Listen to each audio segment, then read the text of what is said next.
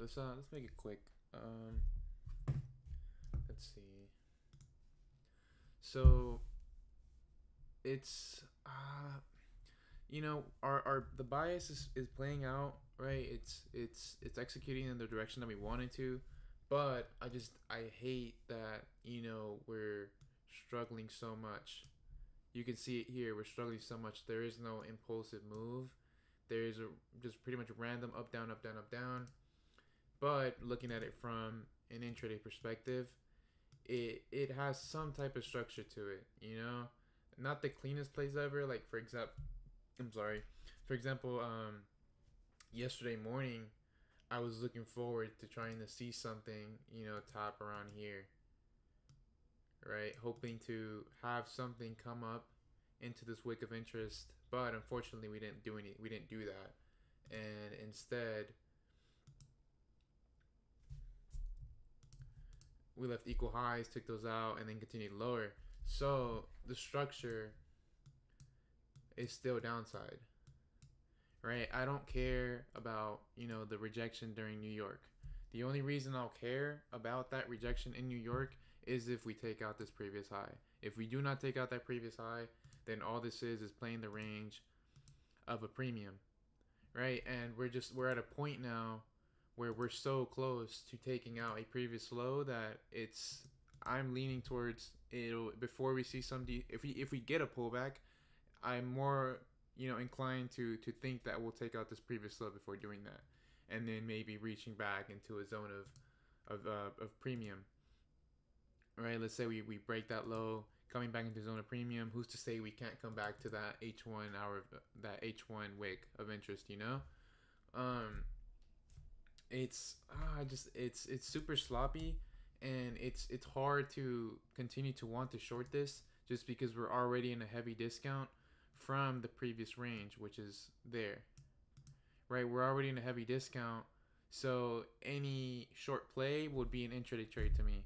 I wouldn't want to look for swings in that scenario, and which is why I've pretty much been staying away from dollar. I mean, not from dollar, from DX. I mean, from EU, for the most part, because we're trading inside the premium of whatever you want to make that range.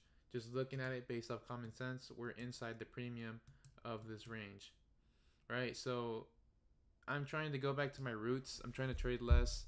I'm trying to catch as much more swings, just because it's so much less stressful, and it's just that's where I pretty much that's how I made my name. That's how it's everything that I've done.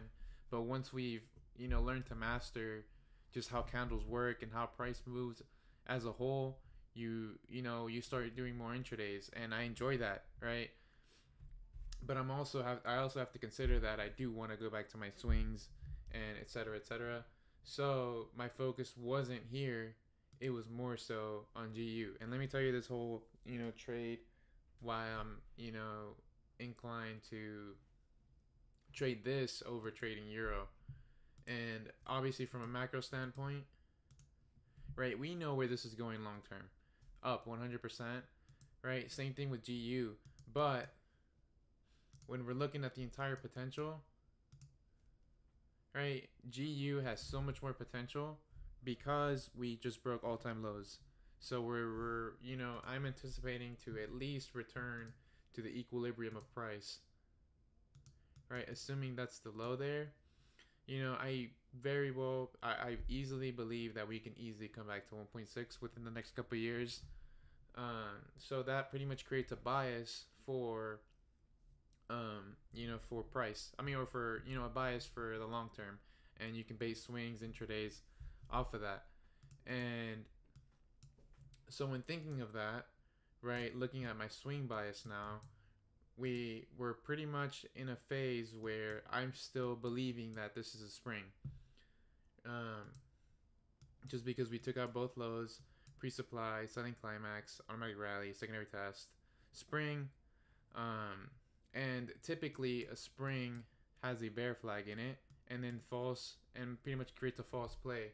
And let me show you.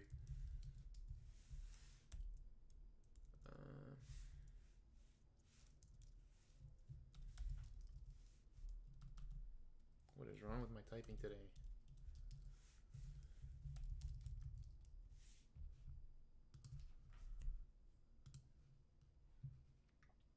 See, a lot of the time, after a spring, you will see a bear flag to incline a BOS continuation, right? But obviously, you know, we know better than that.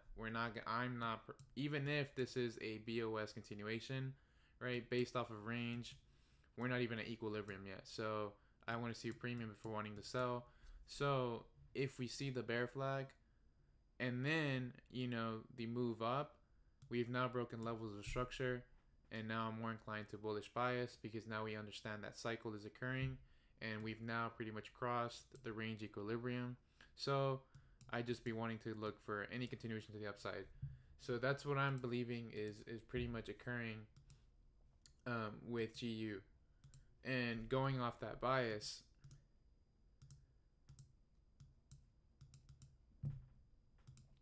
looking at our daily, right, I'm pretty much thinking that we're playing a potential bull flag here that has broken structure there, right? We pretty much gave a retracement, created a higher low after another higher low. So now I'm trying to catch another higher low because bias is obviously to the upside. And when I was looking at this, right, I look at both FXCM and I look at Oanda.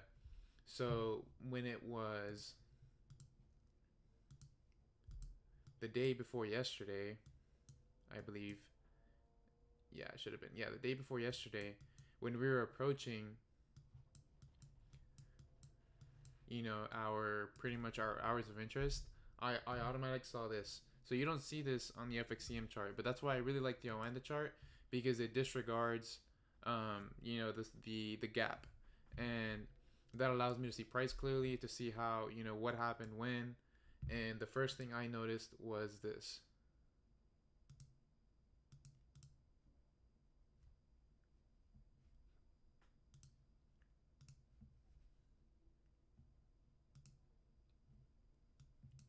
Right, so on the daily, you can easily see that this wick took out that wick.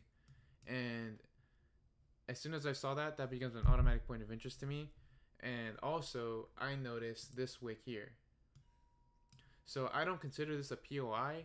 I consider this more a structure point on a smaller time frame, which, as you can see, after we created a low and we came back to test highs here, we pulled back. This was the low that then went to take out this high and start to test this high. So this is now my swing low, and we've obviously topped out. So that's, well, let me erase this. So now this is my range.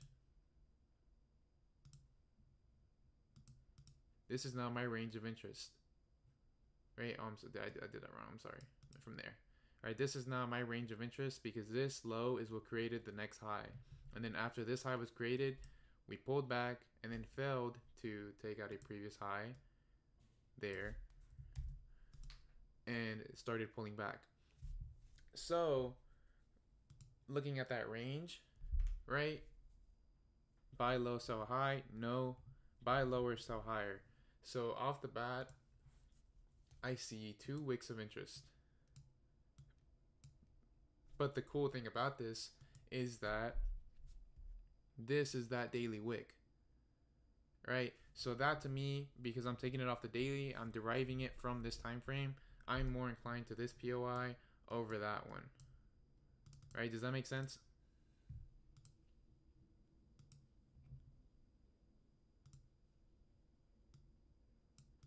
Does that make sense?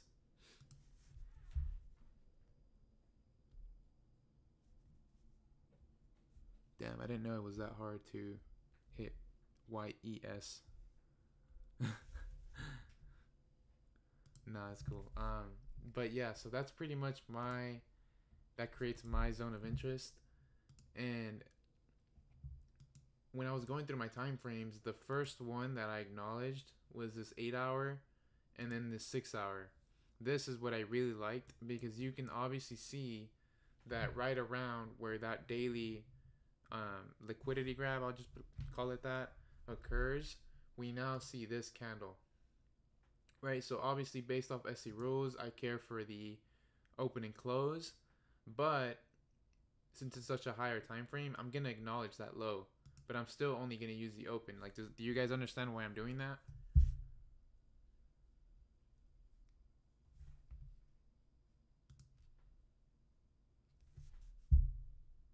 No, I'm using that candle because this is based off of my rules.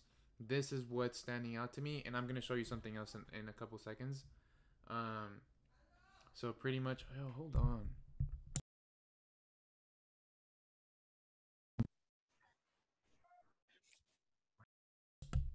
Sorry about that. Um, so pretty much it was my open, and I did the entire candle because we're in a higher time frame. But since we're on a higher time frame, this is only a point of interest to me. This isn't the make it or break it, right? Like I said, we want confluence in everything. And as you can see, these two candles and this wick here are what took out previous liquidity here and then created the full upside move. And then we came back to balance this to then continue higher. So this creates my first reference point. I keep going through my time frames. That's a fat candle. Keep going. Now this is where I'm more interested, right? As you can see, the body to wick ratio is very low. Or very high for body. So I'm now doing the same thing, right? Now that creates another point of interest. So now what I'm gonna do is I'm gonna go inside this candle and I'm gonna find something that's inside of this. So let me put my replay. So going back, going down. I skip all the way to 15. So off the 15, off the bat, I'm noticing an indecision candle inside of this point of reference. So I'm now being more inclined to it. I keep going through my time frames, nothing interesting. I do see something interesting here. And this is pretty much where I was starting to try to find a reference point. Right, so you can see this wick took out that previous wick, and then that created the big impulsive move. The big impulsive move is a make it or break it for me, right? Because yes, this wick takes out that previous wick, but we stalled afterwards, right? The reason why this one is much more attractive is because it's inside the H3 and the H6 POI, and it takes out a wick, and then takes out two, or then creates an impulsive move to the upside. So keep going. I go to the 5 minute, right? It's the same candle there. Right, we can even highlight that potential point of interest. M4, nothing attractive. M3, I really like this because now we're isolating this entire wick here. And I believe I didn't see anything in M2. Yeah, it's just a regular indecision, and I didn't see anything on M1. No, not really. So I'm going to use this 3 minute. Let me show you. This is my 3 minute there. And I'm going to do this in a different color. I'm going to do it in orange. No, I'll do it in dark red.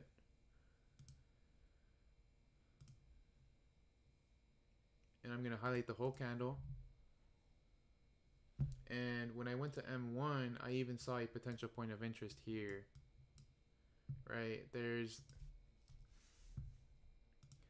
So we've now pretty much, this candle would have been a pretty much a more precise point of interest.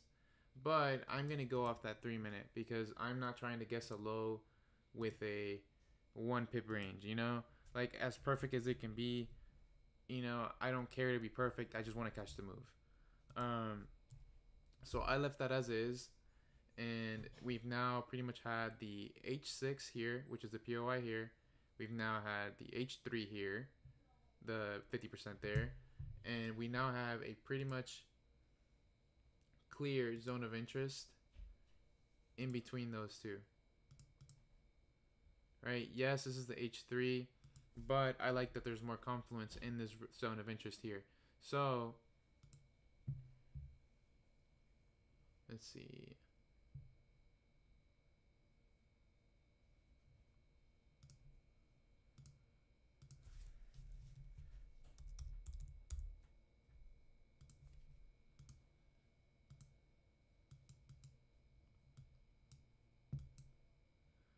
So playing this,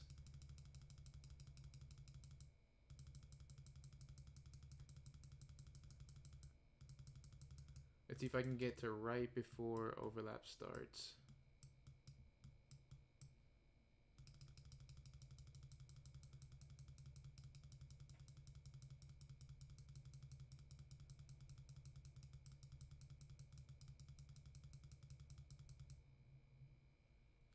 This is 3 a.m., 4 a.m., 5 a.m., 6 a.m. That's 6 a.m. Yep. So this is pretty much where I was prior to New York session, and from there I just wanted to see what would happen. I set an alert like about 6 pips above it, and we started coming into the point of interest. Let me see if I can get it exact. Okay, perfect. So now I'm trying to see what happens. I hope I got my POI right, because if not, I'm going to sound really stupid. Right, so automatically off the bat here, I really like this. We have a pretty much a long wick rejection, and then we're struggling to go beyond that wick of interest. So this is showing to me that it's taken a bunch of effort to get down to this area, which means that it could be for a reason if there's that much effort behind it. So going into it, we topped the point of interest perfectly, which I took risk there. I took a part of my risk there, and I entered around 50% of it, and I put like a 3 pip, I think. Yeah, I put a 3 pip, and that caused the reaction, right? This is now very attractive to me. So pretty much my second part of risk was to be here on a 6 pip stop, which is this is the conservative entry, because I've now derived a point of interest from the daily H6, H3, M15, M5, M3. So that point has been rejected. We're in session now, as you can see. We're in session. So I now want to play the reaction of that. And as you can see, that hit that perfectly. And that caused the reaction to the upside. Break of structure here.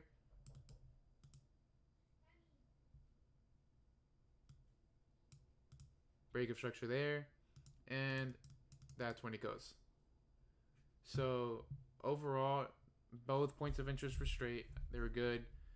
They reacted perfectly, right? And that pretty much, I think, created a very good hourly closure. Yep, it did. And then from there, we just mooned. And I was looking to partial out.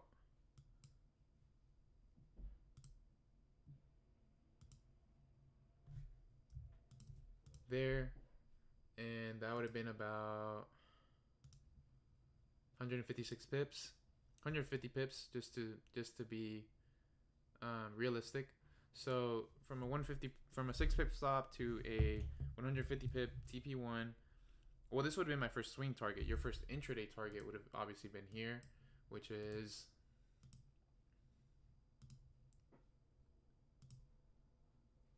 $70 pips. So that would have been like a 10-1 ish. And then the next one would have been a bit over 20-1, right? So that was the only trade that I've taken this week. Other than that, everything else has just been super unattractive. Honestly, I would prefer to see a pullback in dollar, just because I do want to get those swing opportunities to go, even further, and then hopefully finally have EU hit 1.5.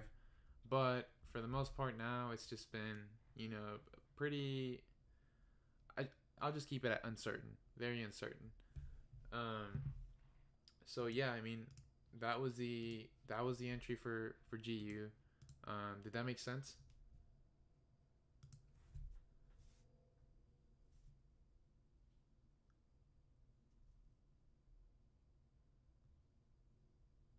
I didn't want to make markups on that because it would have taken me a very long time.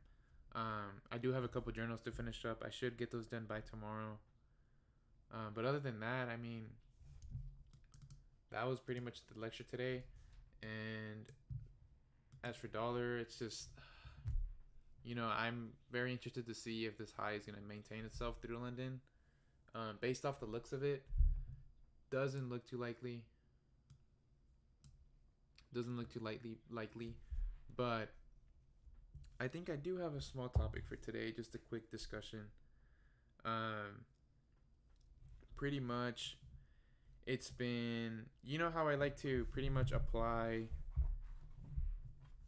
what we trade, how we trade, the ideology behind how we trade. I like to put it into life, right? Whether it's shoes, just growing as a person, or any other type of investment, right? I like to do that to, any type of situation that I'm in, for the most part. So this is something I even struggle with a lot, and it's finding the motivation to continue to wake up early, to continue to grind even after you've seen a bit of success, right? And I say a bit of success, because ultimately everything that I've done to this day, if I were to show that to, a 7-8 figure earner, they'd probably be a little bit impressed, right? But for the most part, it really ain't shit. But from my end, it's like looking at it from just how I am right now. I've never been this happy, and I've never made this much money in my life. So staying motivated is a bit hard, and often a lot of stuff becomes tedious. Like even doing the journals gets tedious at times. So here's something that we have to acknowledge, and it's going to be a small doodle.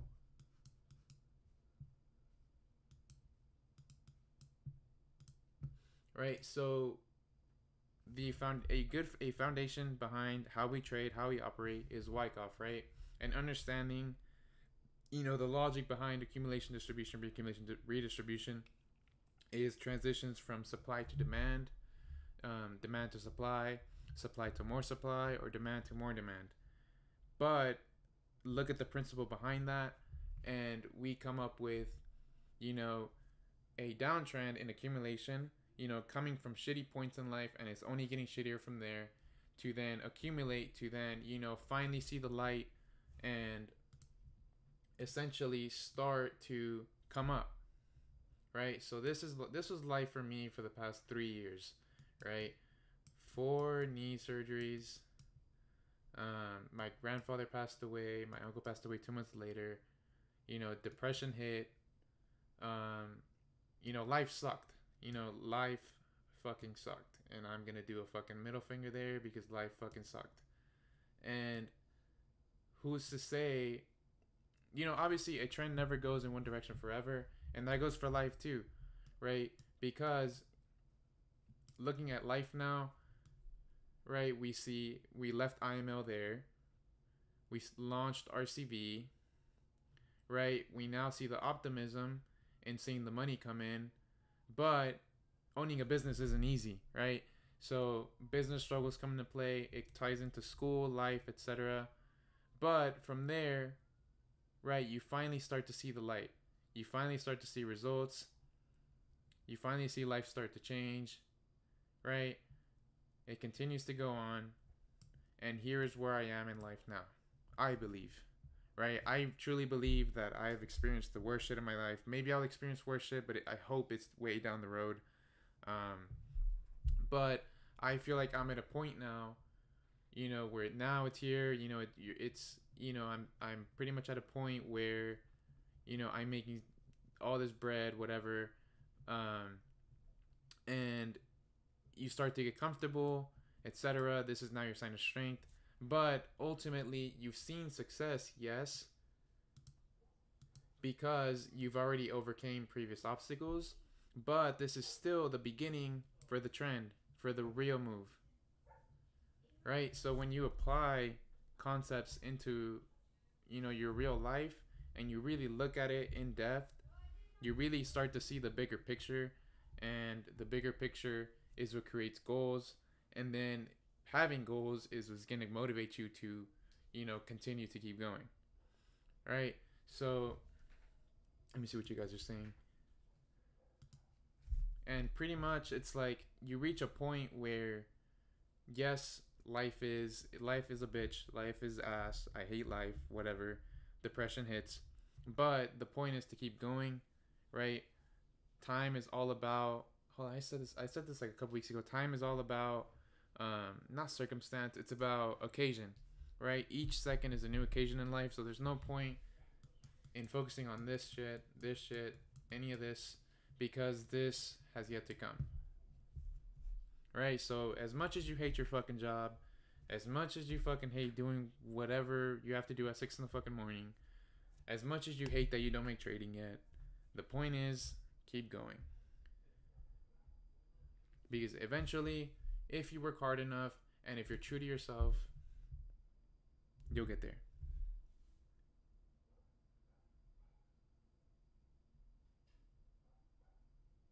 Right? So I'll just leave it at that. No need to rant on about the same stuff. But the point is, keep going.